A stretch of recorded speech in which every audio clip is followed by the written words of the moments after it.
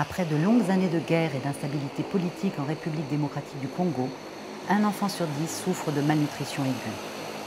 Grâce à un financement du Bureau de la Commission européenne pour les affaires humanitaires, ECHO, l'UNICEF a mis en place un système de surveillance efficace, ainsi que des interventions d'urgence visant à traiter la malnutrition aiguë à travers le pays.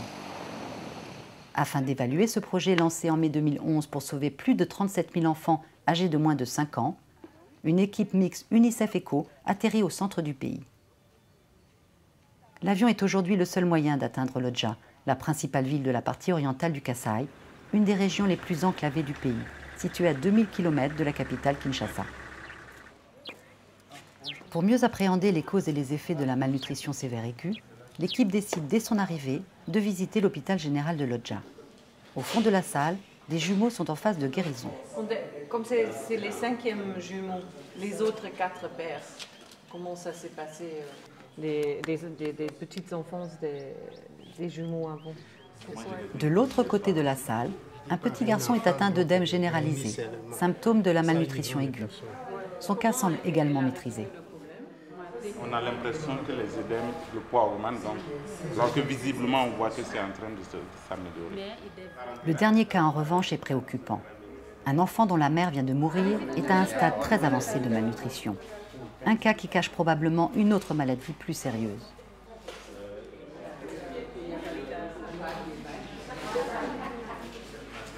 Le premier diagnostic de l'équipe de la mission est alarmant.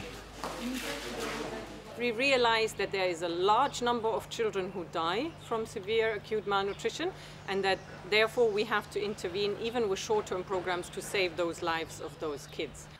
On note que les taux de malnutrition sont inacceptablement au-delà du seuil d'urgence de 15%.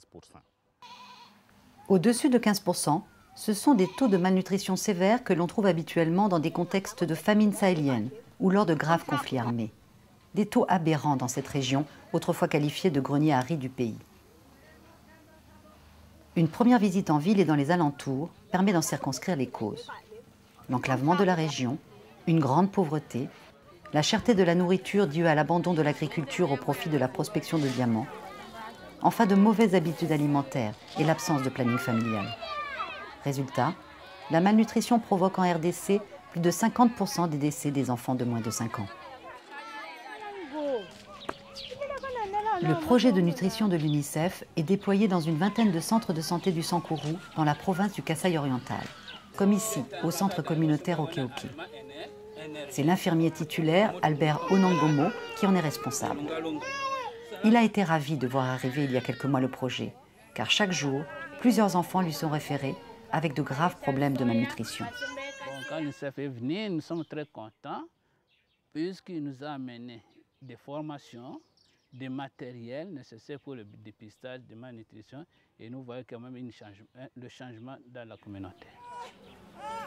Albert a été formé par le projet avec une autre infirmière. Ils ont à leur tour formé les 13 autres membres de l'équipe soignante dans un souci de partage et d'intégration pérenne. Pour autant, Albert tient à assurer encore lui-même l'admission des enfants, car les techniques d'évaluation doivent être faites de manière minutieuse. Maman, maintenant on va prendre les mesures. Tiens-lui bien le bras comme ça. Le diagnostic de la malnutrition sévère se calcule à l'aide de plusieurs critères, dont le rapport poids pour taille et celui du périmètre brachial.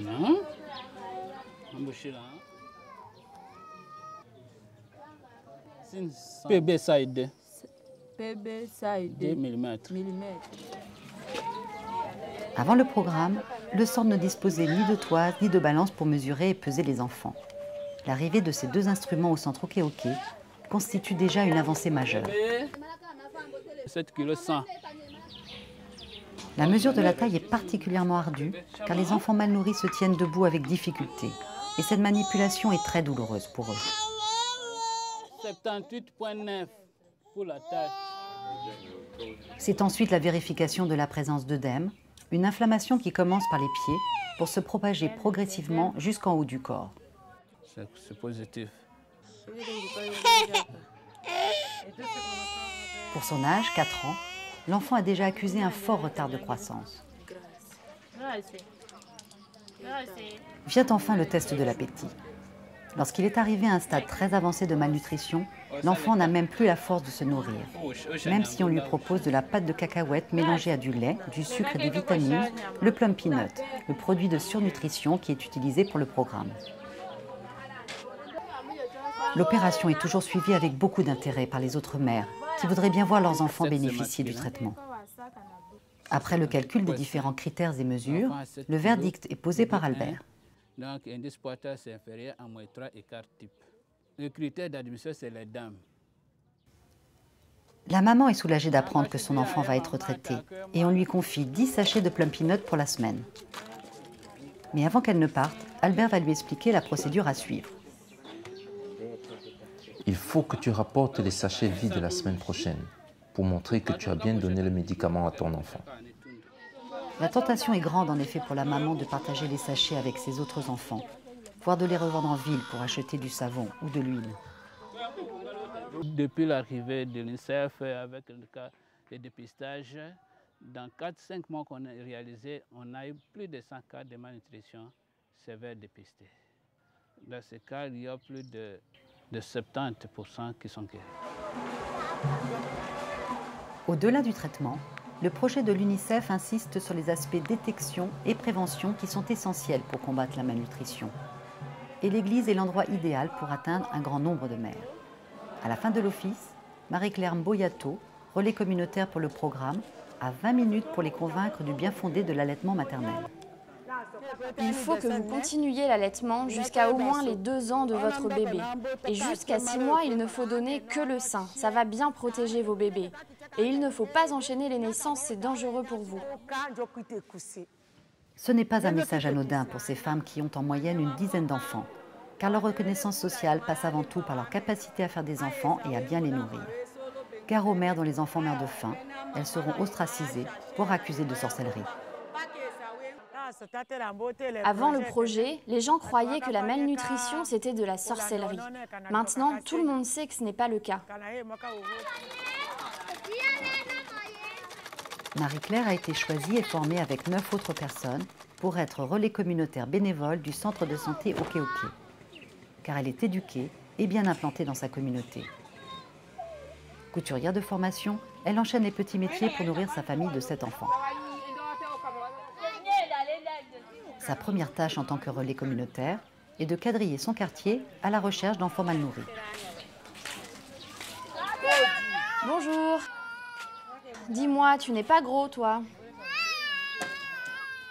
Une fois les premières mesures prises et concluantes, Marie-Claire envoie la mère et l'enfant au centre de santé Oké-Oké. Et elle n'est pas peu fière d'avoir déjà dépisté 50 enfants qui ont tous survécu. Et si elle est satisfaite de son palmarès, elle est aussi très fière de son nouveau rôle. Le projet de nutrition m'a apporté beaucoup, surtout des connaissances, des choses que je ne savais même pas pour ma propre famille. J'ai maintenant beaucoup d'informations que je suis très fière d'enseigner à mon tour. Et ce que Marie-Claire aime particulièrement enseigner, ce sont les cours de nutrition. Là, vous avez d'abord les aliments constructeurs, comme la viande et le poisson, les aliments protecteurs, comme les légumes et les fruits. Vous avez aussi les aliments énergétiques, comme le manioc ou le riz.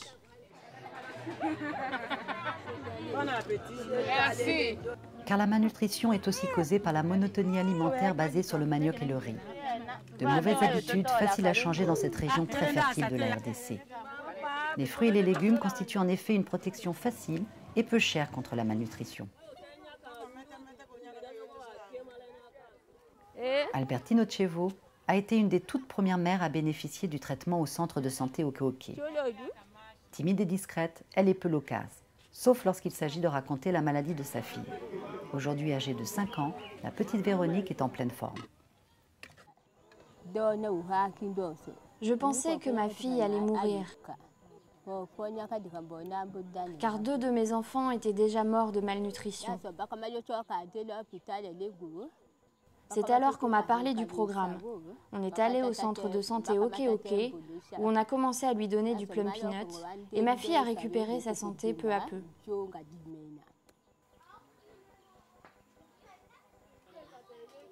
Si le programme de nutrition a sauvé la vie de sa fille, il lui a surtout appris comment éviter les rechutes. Sur les conseils du centre Oké-Oké, Albertine a créé un potager autour de sa maison. Elle a aussi commencé l'élevage des poules et appris à cuisiner sainement avec peu de moyens. Veuve depuis 3 ans, Albertine vit dans une grande pauvreté avec ses 2 enfants qui ont survécu. Dans cette région enclavée du centre de la RDC, si le sort des femmes est peu enviable, celui des veuves est intolérable. Soumission aux hommes, manque d'éducation, ignorance, la condition des femmes joue pour beaucoup dans la malnutrition de leurs enfants. Mais pour Albertine et ses 2 enfants, une vie plus sereine est maintenant possible grâce aux soins et aux conseils que lui ont donnés le centre Oké-Oké et l'UNICEF. Tu as bien mangé? Oui. Et toi, tu as bien mangé? Oui, j'ai vraiment bien mangé. Je veux que mes enfants soient scolarisés, qu'ils restent en bonne santé, car je n'ai ni père ni mère pour faire grandir ces enfants. Je suis veuve. Et pour Albertine aujourd'hui, il n'y a pas de meilleur baromètre du bonheur que le bon appétit et les rires de sa fille Véronique.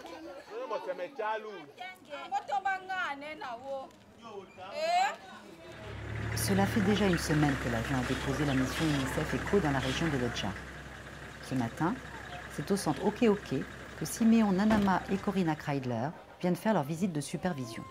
Bonjour. Bonjour. Comment ça va? Ça va un peu. À pas de course, mais tout en prenant le temps d'écouter et de comprendre l'équipe soignante et les mères, Corinna et Siméon veulent vérifier les modes opératoires. C'est difficile de dire si c'est 6 ou 5.